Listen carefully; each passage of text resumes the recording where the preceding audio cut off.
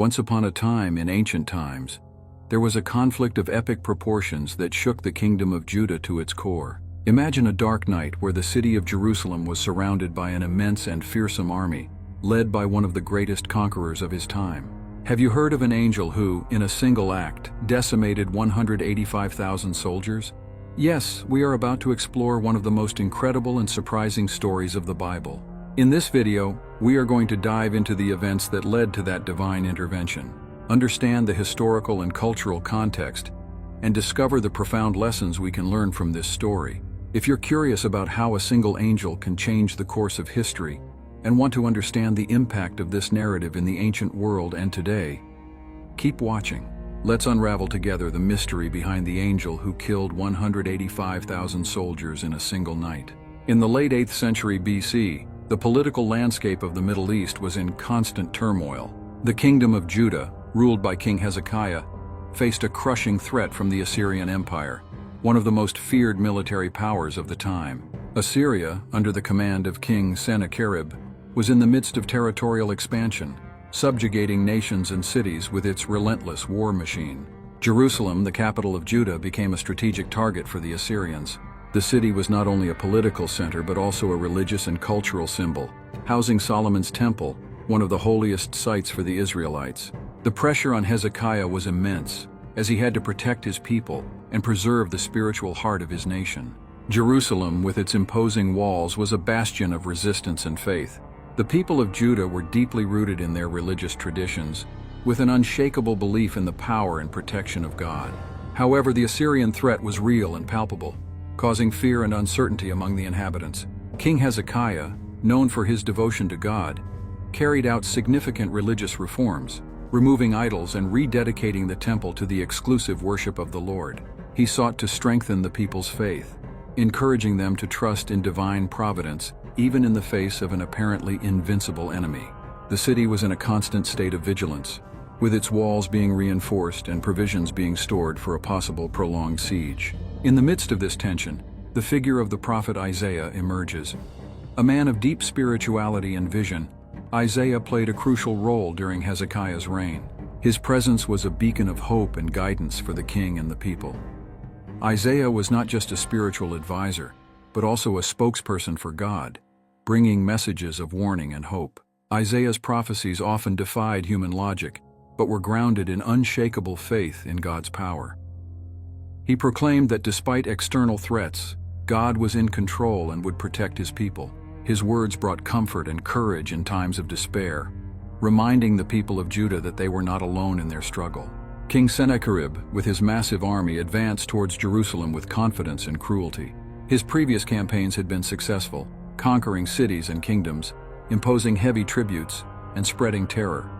The siege of Jerusalem was, for him, just another conquest on his growing list of victories.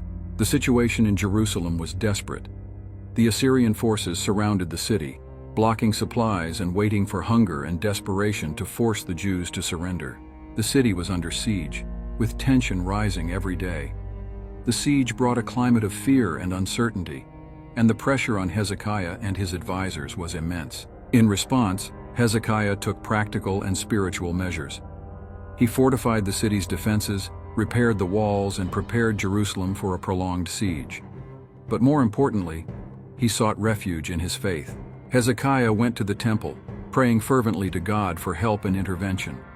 He knew that, humanly speaking, Jerusalem could not withstand the Assyrian power for long.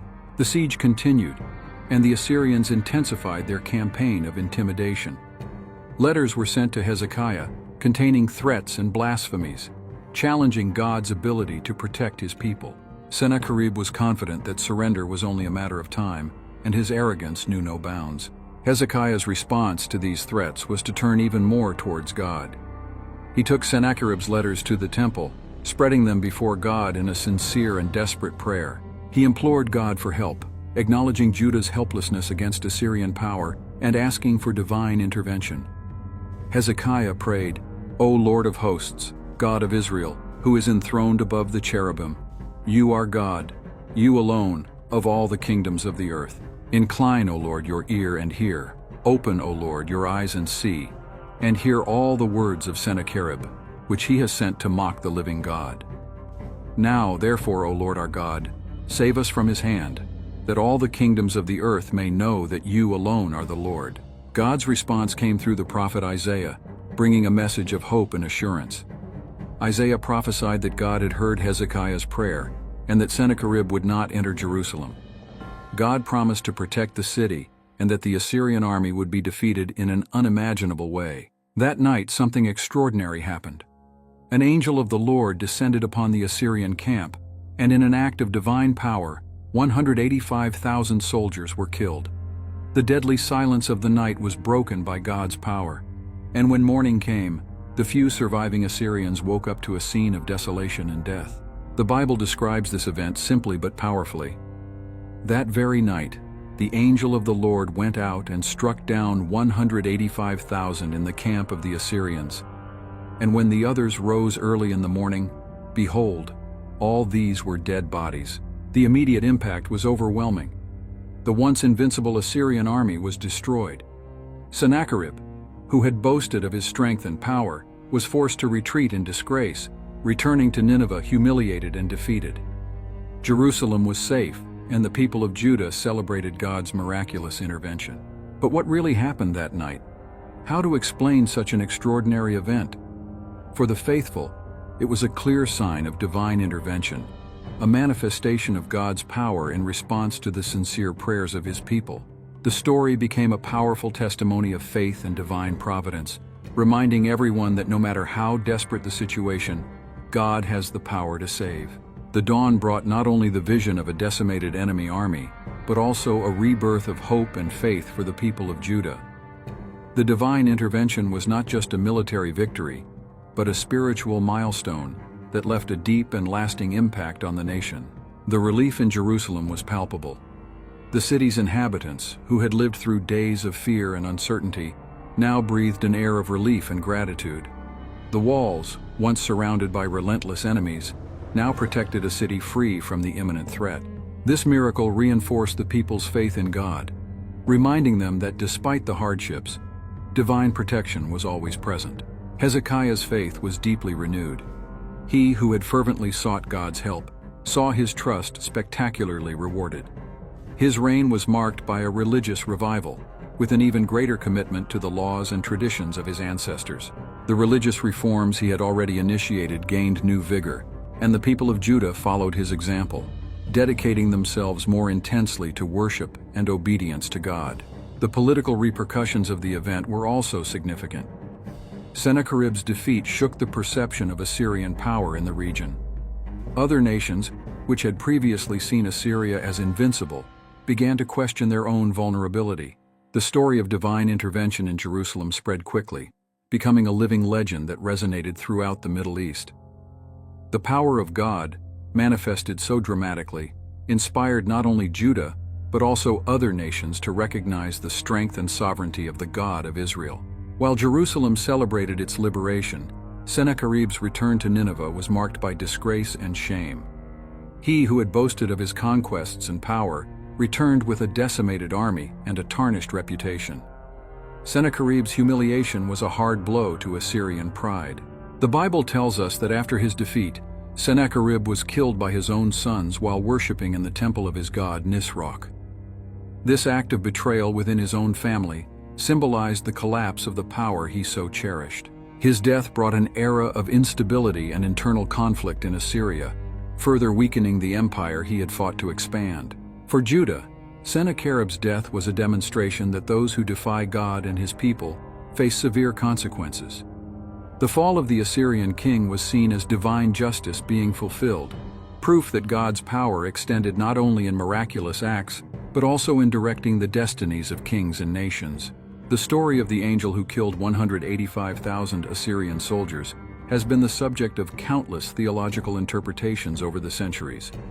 Theologians and Bible scholars see this event as a clear manifestation of divine power and justice. It is a story that highlights God's sovereignty over all nations and his ability to intervene directly and powerfully on behalf of his people. For many, the narrative is a reminder that faith in God can bring miracles in times of great need. Hezekiah's prayer and the divine response illustrate the importance of devotion and absolute trust in God, even when circumstances seem desperate. It is an example of how faith can move mountains and bring salvation in times of crisis. Other theologians highlight the aspect of divine justice.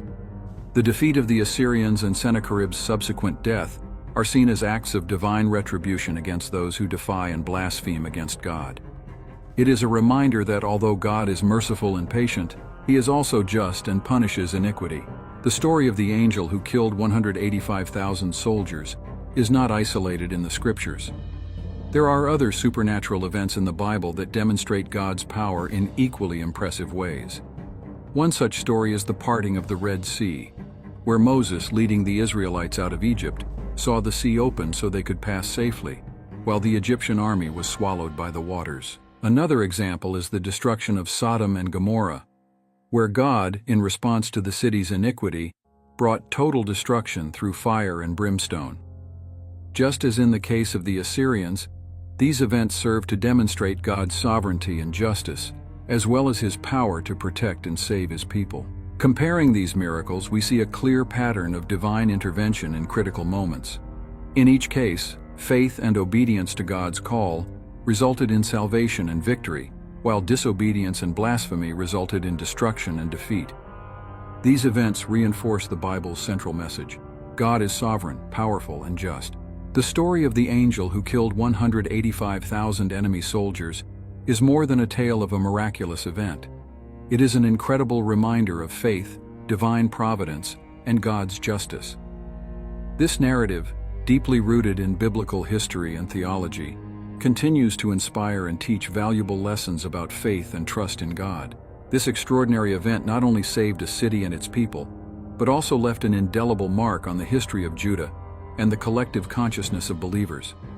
It serves as an eternal testimony that no matter how desperate the situation, faith in God can bring unimaginable solutions and divine protection. For today's viewers, this story is an invitation to reflect on their own faith and trust in times of crisis. It is a call to remember that just as God intervened for Hezekiah and Jerusalem, He can intervene in our lives in equally powerful and transformative ways. May we learn from this historical event and strengthen our faith, trusting that God is always present, ready to save and guide us. Amen.